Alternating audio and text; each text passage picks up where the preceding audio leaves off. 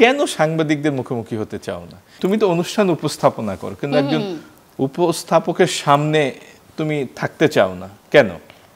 আমি সুউপস্থাপক পছন্দ করি। আপনি যদি এরকম উপস্থাপক হন যে তোমার ঘড়ির দাম কত, তুমি কেন ঘন ঘন বিদেশ যাও, তোমার আয়ের উৎস কি, হ্যাঁ, এটা তাহলে কোনো এটা সাংবাদিকের কাজ, কিন্তু এটা সাংবাদিকের কাজ না, এটা সাংবাদিকের কাজ না। আপনার, আমি বলি, সাংবাদিক অথবা একজন উপস্থাপক, তাকে প্রথমে হতে হবে মার্জিত এবং জায়গা বুঝে প্রশ্ন করতে হবে। এখন আপনি একটা অনুষ্ঠানে ডেকে নিয়ে আসলেন অথবা রাস্তার মধ্যে দাঁড়িয়ে বললেন, যাকে তাকে প্রশ্ন করে দিলেন, it's none of your business কার কত টাকা আছে, কে কোথায় যাচ্ছে। আপনি কাজ নিয়ে কথা বলবেন, ব্যক্তিগত লাইফ নিয়ে যদি সে কিছু বলতে চায় তার লাইফস্টাইল নিয়ে, তাহলে আপনি সেটা জিজ্ঞেস করতে পারেন। যদি বলে যে না, এটা নিয়ে আমি কথা বলবো না, হ্যাঁ, তাহলে অবশ্যই আপনি এটাকে ফোর্স করতে পারেন না, না আপনাকে বলতেই হবে এটা কেন, অথবা সে দোষী, সে বাধ্য নয়। আপনার কাজ প্রশ্ন করা, আপনি প্রশ্ন করবেন, আমি সেটার উত্তর দিব কিনা এটা সম্পূর্ণ আমার উপরে। হ্যাঁ, তো এখন আপনি সাংবাদিক হয়ে যদি জোর করতে থাকেন, হকারের মতো কথা বলতে থাকেন, তাহলে তো হবে না। জোর করা অবশ্যই অন্যায়, তবে প্রশ্ন করা অন্যায় না। সাংবাদিকের কাজ, আমি বললাম তো, আপনাকে পরিমার্জন বুঝতে হবে, কোথায় কোন কথাটা বলতে হবে। যদি আপনি সেটা নাই বুঝেন, তাহলে আপনি সাংবাদিক, ভালো সাংবাদিক অথবা ভালো উপস্থাপক, সুউপস্থাপক হতে পারলেন না। দুঃখিত।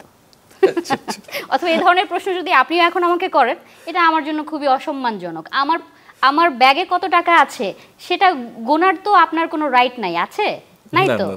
আমি কার সাথে প্রেম করব এটা তো আপনি ঠিক করবেন না, করবেন না। কিন্তু একজন সেলিব্রিটির সে কার সঙ্গে প্রেম করছে এটা তো অনেকে জানতে চায়। এটা কৌতূহল হতে পারে, এটা সুন্দরভাবে প্রেজেন্ট করা যেতে পারে। মানুষের জানতে চাওয়াটা সাংবাদিকের মুখ থেকে বের হয়। না, রাজীব ভাই, you are not wrong, I am not wrong either. এখন আপনি বলছেন যে তোমার প্রেমের গুঞ্জন শোনা যাচ্ছে, তুমি কি প্রেম করছো? কার সাথে প্রেম করছো বলো তো? এটা একটা প্রশ্ন। আপনি একজন সিনিয়র সাংবাদিক, আমি একজন আর্টিস্ট, আমি অনেক বছর ধরে কাজ করছি, আপনি আমাকে স্নেহ করেন। এখন টিভির সামনে শুধুমাত্র কিছু ভিউয়ের জন্য আপনি যদি আমাকে বলেন তোমার নাকি সুগার ড্যাডি আছে শুনলাম, তার সাথে বিদেশে ঘুরতে গিয়েছিলে, কে সে বলো তো, এইটা আপনার প্রশ্ন হতে পারে? এটা তো প্রশ্ন হতে পারে না, এটা তো আপনি সুরুচি দেখালেন না, এটা আপনার কুরুচি এবং খুবই নিম্ন স্তরের একটা মানসিকতা। পায়েল, আমি বলি এইটা কোনো সাংবাদিক এই প্রশ্নটা করবে না। এখন যদি না, সেটা সে সাংবাদিক না, সে সাংবাদিক না। একটা মাইক্রোফোন নিয়ে যদি এই ধরনের প্রশ্ন কেউ করে, সে সাংবাদিক না। একজন সাংবাদিক কখনো এইভাবে প্রশ্ন করে। তাহলে আই এম নট রং যে আপনাকে বুঝতে হবে কখন কাকে কোন প্রশ্নটা করতে হয় এবং কোন ধরনের প্রশ্ন আপনি অন স্ক্রিনে করবেন। যেহেতু আপনি একজন গণমাধ্যম কর্মী, আমাদেরকে মানুষ দেখে এবং গণমাধ্যমে যা প্রচার হয় তা 95% মানুষই বিশ্বাস করে।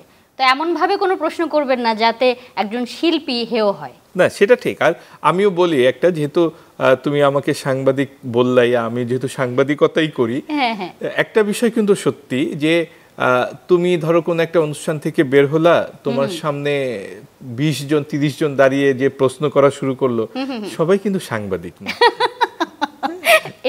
এটার কিছু দায়ভার আমাদেরও আছে, এটা আমাদের আছে, আমাদের সাংবাদিক যারা আছেন তারা আছে, সার্বিক ব্যবস্থার মধ্যে আছে এটা আর কি, যে চাইলেই একজন একটা অনুষ্ঠানে যে একজন, আমি যখন ছোট ছিলাম তখন আপনি তো দেখেছেন, কারণ আপনি আমার সহকর্মী ছিলেন আরো চ্যানেলগুলোতে, তখন আমি নতুন উপস্থাপনায়, আজ থেকে 15 বছর আগের কথা বলছি, তো তখন আমি জানতাম যে একজন সাংবাদিক হতে চাইলে অথবা সাংবাদিক হতে হলে তার কিছু কোয়ালিফিকেশন, শিক্ষাগত যোগ্যতা এবং কিছু সার্টেন পিরিয়ড, মানে কিছু জিনিস এগুলো থাকতে হয়।